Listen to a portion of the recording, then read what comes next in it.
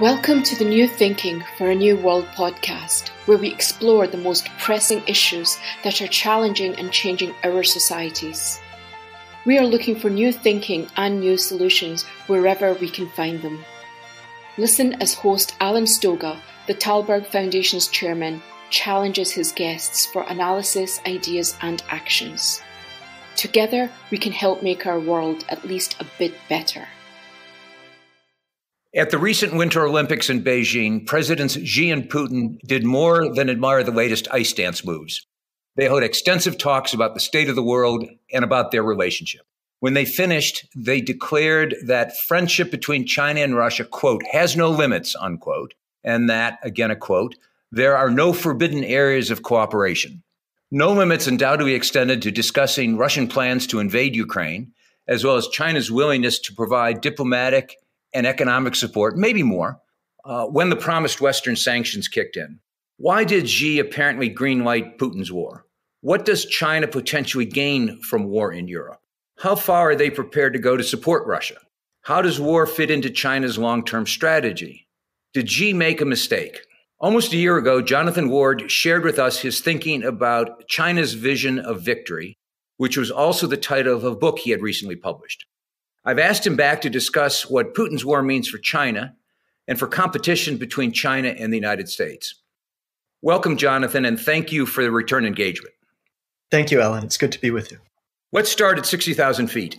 How does this war fit into Xi's strategy to dominate the global economy and create a new model, a new Chinese-run model of international relations? Well, first of all, I think if we look at the bigger picture here, China has a series of strategic partnerships that they use both for economic purposes, but also for geopolitical purposes. If we think about, for example, China's deep relationship with Pakistan and what that allows them to do vis-a-vis India to create trouble and tension and to essentially challenge India geopolitically by supporting their primary adversary. I think something is going on very similar here when it comes to Russia and the United States. I mean, Russia is, a large-scale antagonist. I mean, one whose shadow sort of falls across the whole of Europe, and therefore the transatlantic, strategic relationship, and in many ways defines all of that. And for China to be their primary backer, as they've made unequivocally clear in recent joint declarations, and certainly in the rise of the Russia-China relationship that's been, I think, underway in a very robust sense over the past 10 years or so, militarily, diplomatically, economically, all of the above. Very, sort of broad partnership they've built at this point.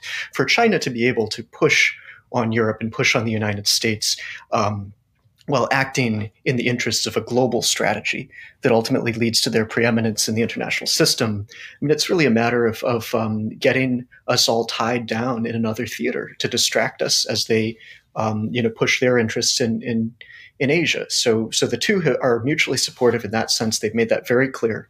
And in many ways, it goes back to the original intentions of the Sino-Soviet alliance in the 1950s. And the current war, I think, is very reminiscent of the first product of that alliance, which was the Korean War. So everyone's trying to figure out, as I already asked, did Xi make a mistake? Are the Chinese surprised by what's happened? To me, a lot of what Chinese diplomacy is about, and I think we see that in the current crisis, is being sure to provide that sort of front to the West, especially that says, look, we can engage with you, you can do business with us diplomatically, we're rational actors, don't forget to, sort of continue to engage. And that's the other half of their strategy, is to make sure that they have economic relations with Europe and the United States, to make sure that they're able to siphon technology and capital into their system to support their rise. But on the other hand, they are supporting very much the objective of overturning the U.S. and Western-led international order, pushing back against the democracies in Asia and around the world. So their capacity to play both sides of this really shouldn't be lost on us. And I think it'd be very unfortunate if we fall for that in the same way that they've been very successful, I think, at playing the international community for fools, whether it comes to the Hong Kong agreement, which was torn up and thrown out, their promises not to militarize the South China Sea, their promises not to, conduct cyber espionage against the United States. The list is very long at this point, and I think we shouldn't be deceived by that.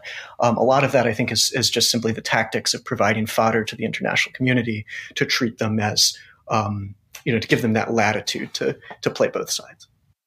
So to be precise, we're a few weeks into this war. Do you see anything that suggests to you, as someone who watches this very closely, that China is having what someone called the other day buyer's remorse, that they wish they hadn't agreed to let loose the dogs of war? I think at the end of the day, what we've been furnished with here is some pretty important strategic documents. I mean, this joint statement in the Olympics, which first of all isn't the first of its kind. I mean, there have been these kind of partnership documents and meetings going on for 10 years now. So to look at that in context, I mean, it's not just a sudden revelation. I mean, it's also something that's part of a series, but it is not a superficial document. I mean, this is something that has a deep philosophical alignment in the two worldviews between Moscow and Beijing at this point. I mean, they're essentially aligned for the purpose of being anti-American, anti-Western, for overturning the post-Second World War order, for basically quite explicitly talks about the world order and what's wrong with it and what needs to be done differently. Right, and I think that's the moment that we're in right now. I mean, it's even broader than Ukraine. I mean, you have two powers for the first time, in a sense, since the Second World War, working together to overturn what they see as humiliations of their respective destinies as nation states. I mean, that's the language that they are essentially using. In China's case, the great rejuvenation of the Chinese nation. And then in Putin's case, this entire view of history that says he's going to put back together, Belarusians, Ukrainians, and the Russians who are all part of Greater Rus. And, these are views of history that are coming into alignment, that are built on the idea that they've been humiliated essentially in the post-Cold War period. For China goes back further than that. And that they're now going to work together strategically to overturn the world as it is. So in that sense, I think buyer's remorse, we shouldn't confuse the present conflict for the deeper, strategic contest that we're in with these two countries, and one in which they are very firmly aligned on the part that's about pressing against the West and our allies. Do you think the war in Ukraine has any implications for China's view of Taiwan? Well, it certainly does, and I think plenty of people have talked about this in depth. But I'd say there are a few important things. I mean, one, Beijing gets to witness what it's like for a large economy, not as large as they are, but certainly larger than Iran or North Korea, to bear the full brunt of Western economic warfare. The other side of that, of course, is that I think the Western alliance just grew in leaps and bounds in terms of our capability to sort of plan and execute economic warfare in a globalized economy. So that is, I think, very relevant for Beijing's calculations. The other side, of course, is the Ukrainians themselves, who've put a valiant effort into fighting the Russian invasion and have been, successful, I think, beyond the expectations of the world. Thus far in their resistance to Putin. The battlefield losses that the Russians are taking and the disruption of their apparent operational planning and all of that, I think should also give pause to Beijing, because again, something like Taiwan could be very, very, very costly for them. And it's the job of allied deterrence to make sure that they understand that, both the full potential force of sanctions and the excision from the world economy, as has happened to Russia, and also the potential to simply lose this war or have it be too costly to prosecute for long. So each of those systems, Russia and China, each one will respond differently to something like this in terms of what it means for the regime in charge and their broader strategic planning. But I think both theaters are very connected. It's not just the Russia-China partnership that connects them. It's the fact that we have been in a position for at least a decade now where we've had to think about deterrence in Europe and in Asia. So we can learn lessons here too that can raise the cost for Beijing. One of my friends, David Endelman, wrote a book about red lines, published a book about red lines recently.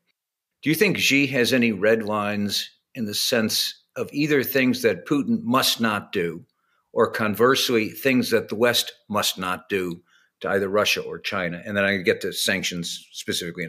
Well, that's a very good question. I mean, obviously, we all probably wish we could see directly into how that works when they're thinking or strategizing together, or even what they're withholding from each other. Because, as we also should understand, even though these two, Russia and China are aligned now, there are some fundamental weaknesses to this alliance. They've been enemies in the past in the Cold War and in pretty substantial ways. So there's going to be a limit to what they're willing to probably share with each other. And I think part of it is, I imagine Beijing is quite willing to, in a way that's reminiscent of what Joseph Stalin told Mao Zedong when the Korean War began. He said, go ahead and do this in Asia. If you get kicked in the teeth, I won't lift a finger, end quote. So I think there's a bit of that going on here. I don't think they were unaware of what Putin was planning to do. I think that would be, we shouldn't assume that. I mean, the troops were massed on the border when this statement was issued.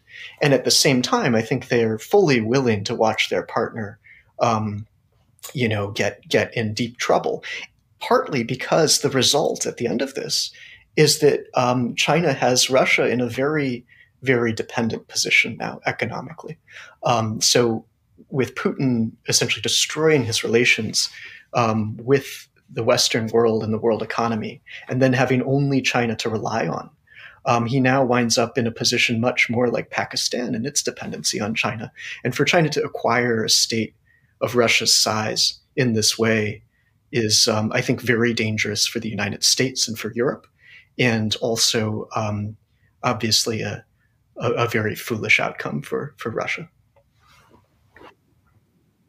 Let's segue to tactics and very specifically the link, which is sanctions. U.S. officials have loudly and publicly insisted that China will not be allowed, which I thought was an amazing word, to provide support, military equipment specifically was being talked about in that context, to China, and more generally to violate American sanctions. That would be a huge shift in American policy because we have looked the other way as China has violated up, down, and sideways sanctions on Iran, on North Korea, you name it. I don't quite know how to ask this, but there's two questions there. Do you think the U.S. should confront China on its support for Russia? And do you think the U.S. can effectively do so? And I'm still thinking, in the back of my mind, I still have red lines as a question. Well, I think the United States has been in a process of awakening to the challenge posed by China. I mean, at this point, it's very widely understood in governments, in both parties. I think it's not yet truly understood in the business and finance community. But in terms of U.S. national security and U.S. government, I think people are very focused on this. And we've been in a process of gradually imposing sanctions on China, export controls, investment bans, Huawei, I think is a very famous case at this point. But we have much, much farther to go. And yes, we must do that. Ultimately, the contest with China, I believe, will be won or lost in terms of total economic power. I mean, even if we think back to military contests in the 20th century, I mean, it was America's raw industrial power that allowed us to prevail in the Second World War to be the arsenal of democracy. And when we were attacked by Japan, we were 10 times their size economically.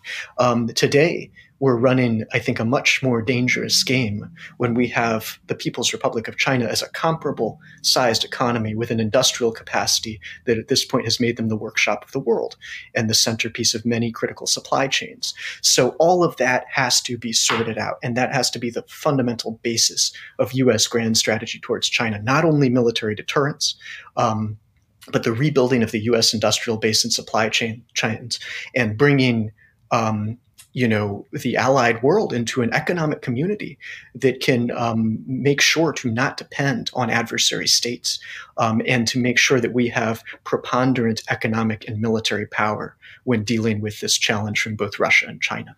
So there's a long way to go in all of that. I think economic warfare is part of this. Economic containment is another side. And then the economic revitalization of the United States and the global democratic alliance system.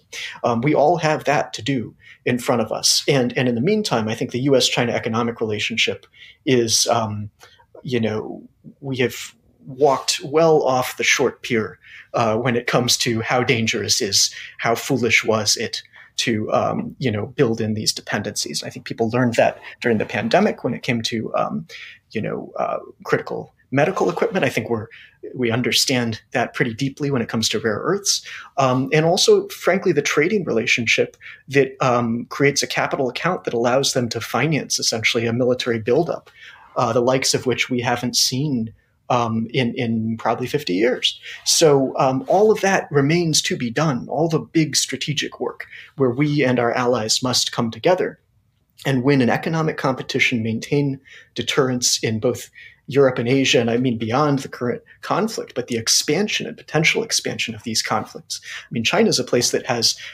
even more territorial ambitions than Russia by some measures. I mean, they're active contests in the South and East China Sea, their claims to Taiwan, their claims in the Himalayas. It gets pretty broad, and they've built a military that's designed for all of that. So we have much work to do, and I think we're going to see the central requirement of economic, strategic economics, economic strategy as a fundamental piece of American and allied grand strategy. That is really, we need to get so good at that. And we can do this. A world under stress needs leaders in every discipline and in every country. Leaders whose work is innovative, courageous, rooted in universal values, and global in approach or implication. If you know someone like that in your company, in your university, in your community, anywhere, please nominate that person for the Talberg SNF Aliassane Global Leadership Prize. Go to talbergprize.org. That's TALLBERG prize.org. What do you think, though, the reaction in Beijing is to being told that we are shifting gears with regard to our relationship with you? We are going to enforce sanctions. You are not going to be allowed to support your ally. Will they confront us? Will they acquiesce?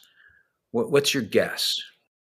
I think this is where the real depth and sort of philosophical and strategic underpinnings of the Russia-China relationship actually matter. I mean, this relationship is built to withstand pressure from the United States and the allies. I mean, Beijing has been preparing for many, many years for conflict with the U.S. I mean, military, economic, diplomatic. I mean, the worldview is fundamentally one that takes America as the primary enemy, even though we brought them into the world economy, into the WTO, basically rolled out the red carpet in all the modern institutions. And those decisions will have their own hearing in history. But in any case, Beijing's strategy towards us is far deeper and more long-standing than ours towards them when it comes to competition and confrontation. So I think that is part of why this Russia-China relationship is likely to last in the near term. In the long term, it's a different story. But in the near term, they've made absolutely clear they intend to support each other. They understand, I think, at least some level of the effects that the U.S. and allies can bring to bear against each of these two countries. And I think that's where the relationship really has its depth and purpose, is the ability to, I mean, they've already said, Chinese diplomats have already said they'll retaliate, if we, impose sanctions on them. And that's already been the truth. I mean, they sanction and harass Western companies on a regular basis. I mean, they sanction in their own way individuals in American government and also in European governments. So we're already dealing with this. And I think the entire Russia-China relationship in both cases is really an expression that they expect all of that to get worse. And we know, I think, just by observing their grand strategy, the timeframes that they have in mind, I mean, the general trajectory of this and the fact that they know that they're going to go through a period in which their contest with America is not simply a matter of words or diplomacy or economic competition. So we're preparing for something. I think we're in something that's on a much bigger scale. I mean, a contest for power in this way is going to be transformative to the world, and each side is going to pick partners that can provide depth in that contest. And that's why Russia and China have come together. And if I may distill that answer to my own question, China almost certainly doubles down on this relationship. They're not about to back off and say, oh my God, it was a mistake. We didn't expect you to push back.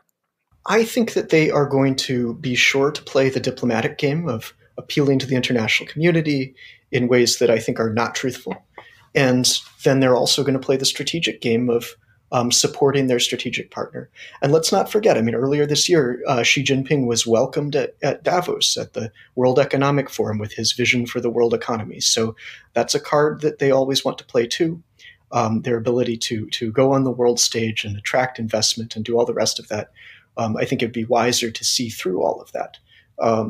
But, they've been very successful at leading on a Western and international audience. Let me go back to the Putin-Xi communique from Beijing, from the Beijing Olympics. There's all sorts of words in that communique about the new world order that they envision. But in some ways, to me, it sounded very much old school. It's not a globalized world, we're all in it together kind of world. It's a newly drawn world where great powers respect spheres of influence. They don't export cultures or values. Very different from the kind of world that President Biden talked about at his Summit for the Democracies. Very different from the kind of world that saw so many countries vote against Russia in the General Assembly. There really are two very different visions bubbling up. I must say, as we sit here in March of 2022, if we were going to do a nose count, I'm not sure how many countries are signing on to which of those different models. Does Ukraine, the war, however it ends, and it will end obviously even more bloodily than it has evolved so far, does that conflict in Ukraine affect how that competition between these two sets of values unfold? Well, I think it does, because I think we've seen the brutality of these two actors in motion. I mean, there's a reason that all of this matters in my mind, and that is it does have to do with the fundamental values of human rights and freedom. I mean, that at the end of the day is what the free world stands for and fights for, and I think it's the long-standing arc of what we fundamentally do and are at our best. And I think we all can appreciate that that's the purpose of the democratic union, so to speak. I mean, all of us together, however it is that we may stand together. I mean, we do stand for certain things and we stand against others. And this comes in the context of an ongoing genocide inside China, of the destruction of Hong Kong, essentially, and its freedom, and movement. I mean, these are the real manifestations of the power of Beijing in one hand, and then Ukraine and the destruction of Ukrainian cities at this point is a manifestation of what Putinism is. So for those two forces to emerge on the world stage, I think for those of us that have studied them carefully and understand these two countries, it's not a giant surprise. But I think for the broader aspiration of an international community that isn't defined by those things, I think many people were surprised by this, and that really should, if anything, strengthen our resolve to make sure that these kinds of places do not prevail. I mean, we're going to have to find our own voice and our own purpose in all of this, and to be sure that the world that Moscow and Beijing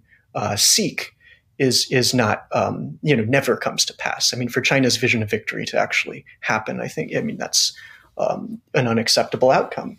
And I think that it's worth noting here in a more technical sense. If one does a good close reading of the joint statement at the Olympics between Russia and China, which I would recommend doing, one thing stood out to me that was very interesting, and that was they each talk about their sort of end state. And China, as we know, has this vision of the community of common destiny for mankind, where basically everything is culminated: the Belt and Road, the great rejuvenation of the Chinese nation. All of these different sub-programs result in a world where China is the economic and military center of the world system, and they call that the community of common destiny.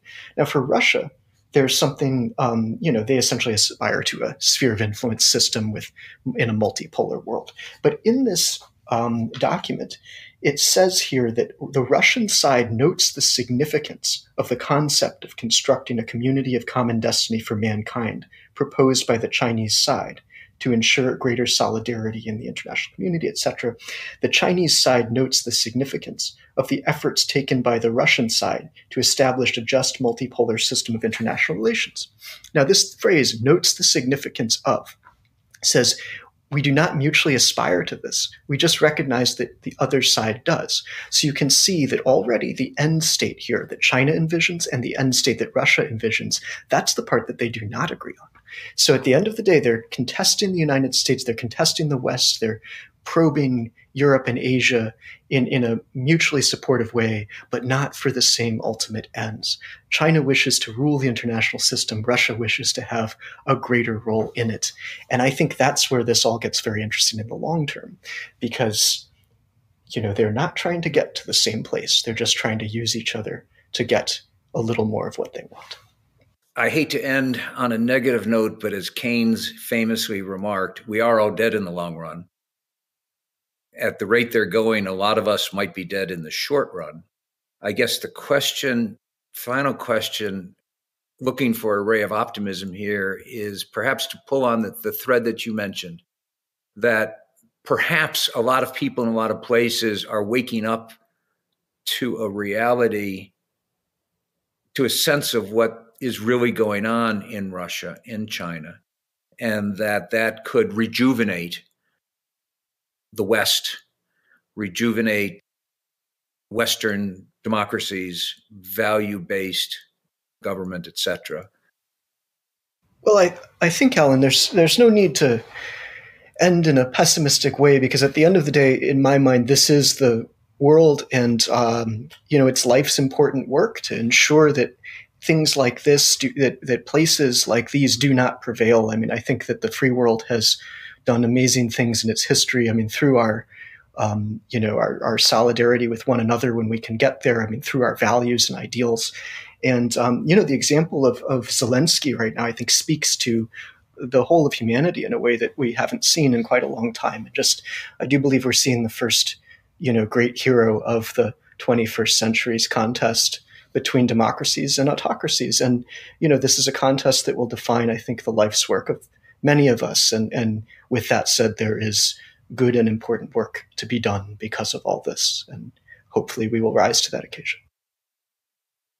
Thank you, Jonathan. I suspect that this is one of those issues we are going to parse for years to come, trying both to understand what happened, why it happened, but far more importantly, what we do about it, in order that we in the West are able to continue to enjoy peace and prosperity consistent with our values, consistent with our democracy. So thank you very much for your comments, and look forward to continuing the conversation. Thank you, Alan. Thank you for joining us. Please rate our show on Apple Podcast and subscribe. Meanwhile, you can find us on Facebook, Twitter, and Instagram. Or you can subscribe to our newsletter at tallbergfoundation.org to learn more about our work. That's TALLBERG foundation.org. Thank you, and we'll be back again next week for another episode of Tallberg's New Thinking for a New World. This podcast was brought to you through the generous support of SNF, the Stavros Niarchos Foundation.